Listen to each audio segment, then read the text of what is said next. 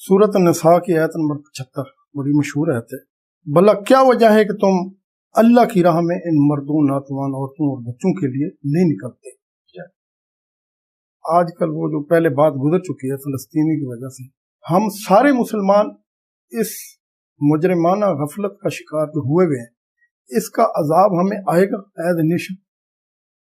देखें, क्यों खामोश? स्पेसिफिकली सूरत निसा में जो है वो तो नबी इस्लाम के मुबारक जमाने के लिए खास था, उसे एक्स्ट्रापोलेट करने के लिए फिर दिक्कत नजर की जरूरत है। सही कि इस जमाने में आपने उसको किस जगह लगाना है।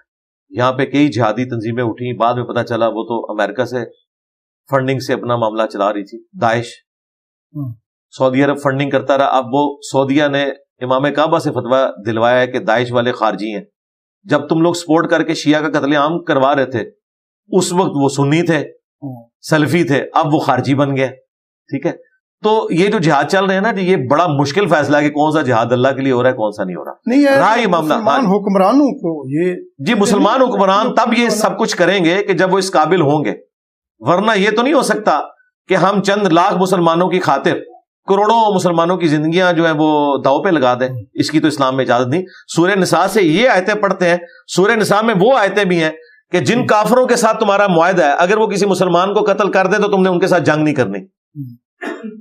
तो ये आयतें भी पढ़े ना, तो हमारा मुआहदा तो है ना, यूएनओ की करारदादों के तहत हम बंधे हुए हैं ना एक आलमी निजाम में। इतनी आसानी से तो जंग नहीं मुसल्लत की जा सकती।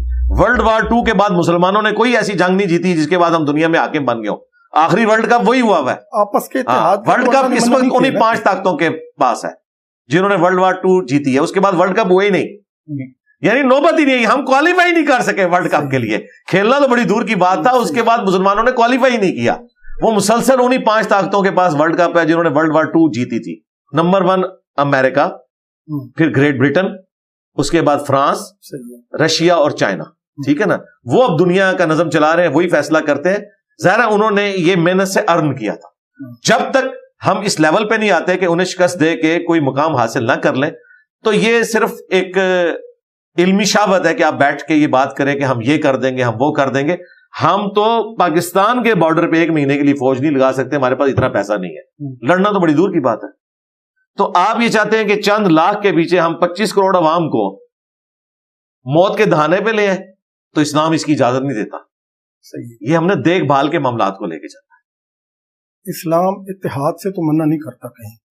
आप 57, 58, आप 64 हो चुके हैं, तो अब सारे यही देखते रहेंगे कि हम अगर ये कर लेंगे तो हमारे ऊपर ये बम गिरा देंगे, खत्म हो जाएंगे। ये तो अपनी अपनी जाती सोच नहीं जी, इस तरह ही है। कमजोर भी है, जाती सोच भी है।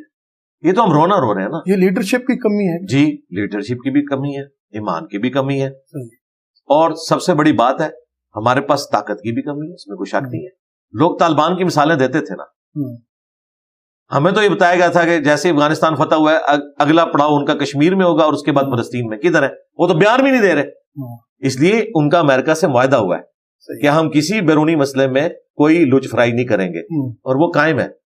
अमेरिका को तो 20 साल बाद पता चला कि ये एक अफगान रेवोल्यूशन है। वो इसे इस्लामिक रेवोल्यूशन समझ रहे थे, उन्हें बाद में पता चला कि ये तो अफगान रेवोल्यूशन है, पश्तून की। उन्होंने कहा हम आपको इतने डॉलर देंगे, आप हमसे सुलह करें। ये अफगानिस्तान में पश्तूनों ने जंग जीती नहीं है, अमेरिका ने जंग हारी है। पश्तून नहीं जंग जीते, तालिबान ने जंग नहीं जीती, अमेरिका जंग हारा है। वो खर्चा नहीं करना चाहता था, आज वो खर्चा करने के लिए तैयार हो, फिर ये बेचारे पहाड़ों में चले जाएंगे, फिर वो आगे कॉर्पोरेट बम्बिंग करेंगे। मुझे बताएं, फजाइया के होते हुए पाकिस्तान की या कोई भी फौज इन नॉन मुस्लिम का मुकाबला कैसे कर सकती है? वो फजाइया में इतने ऊपर लेवल पे चले गए।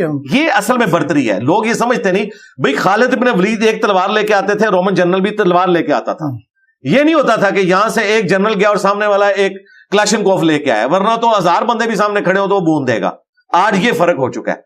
ये झूठ बोलते हैं आपसे कि सहाबा कराम जो है वो उनका और सामने वाले लोगों का असले का जमीन आसमान का फर्क था। क्वांटिटी का फर्क जरूर था, क्वालिटी का बहुत कम फर्क था। तलवार के मुकाबले पे तलवार थी, क्लाशनकोफ नहीं थी। वरना आज आप यहां से 1000 तलवार वाले ले जाए ना, सामने से एक क्लीन शेप यहूदी है ना, सबको भून के रख देगा, करीब भी नहीं आने देगा। उस वक्त तलवार के मुकाबले में तलवार थी। एयरफोर्स ने तो इससे भी ज्यादा डिफरेंस कर दिया। कारपेट बमिंग करते हैं, ये तोरा बोरा में छुपे रहे, اس طرح کی فتح، لاکھوں لوگ شہید ہوئے، مینٹل ماڈل بدل گئے. افغانستان کی کوئی حالت نہیں ہے. لوگ کہتے ہیں جی وہ امریکہ چلا گیا، لیکن وہاں کی حالت کوئی نہیں ہے. 2 وقت کی روٹی مشکل سے پوری ہو رہی ہے ان کی. یہاں بیٹھ کے لوگ اے سی والے کمروں میں بیٹھ کے وی لاگ بنا رہے ہیں. تمہاری کوئی چیز نہیں بچنی. اس لیے دیکھ بھال کے معاملات کو لے کے چلنا چاہیے، اور یہ بزدلی نہیں ہے، یہ حقائق ہے. ٹھیک ہے. صلاح الدین ایوبی نے یہی باتیں اس وقت کے موٹیویشنل سپیکرز کو سمجھائی تھیں کہ بھائی ہم پہلے بھی اللہ کے ہوتے ہوئے کئی دفعہ جنگ ہار چکے ہیں، کیونکہ ہم نے دشمن کی فوج کا صحیح اندازہ نہیں کیا تھا، اپنی فوج کو اس لیول پہ تیار نہیں کیا تھا. تو کیا صلاح الدین ایوبی کو بزدل کہیں گے؟ نہیں. میں نے انہیں بارہا کہا ہے کہ اگر آپ کو ایک گارنٹی مل جائے کہ انجینئر محمد علی مرزا کے مرنے سے فلسطین آزاد ہوتا ہے، میں کل نہیں آج تیار ہوں، مجھے لے جائیں فلسطین اور جا کے یروشلم میں کھڑا کر دیں، مجھے بم مارے اور ساتھ ہی فلسطینیوں کو آزادی دیں. اور اگر ایسا نہیں ہونا تو اللہ کے بندوں کہانیاں کرانی چھوڑو، ریالٹی میں مبنی بات کرو. سیدھی سی بات. جزاک اللہ.